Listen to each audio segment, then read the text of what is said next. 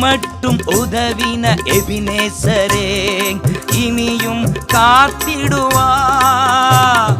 இம்மட்டும் உதவின எபினேசரே இனியும் காத்திடுவா.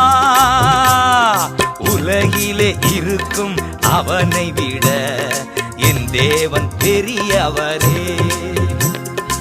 உலகிலே இருக்கும் அவனை விட என் தேவன் பெரியவரே. இரத்த கோட்டைக்குள்ளே நான் நுழைந்து விட்டேன், இனி எதுவும் அணுகாது, எந்த தீங்கும் தீண்டாது.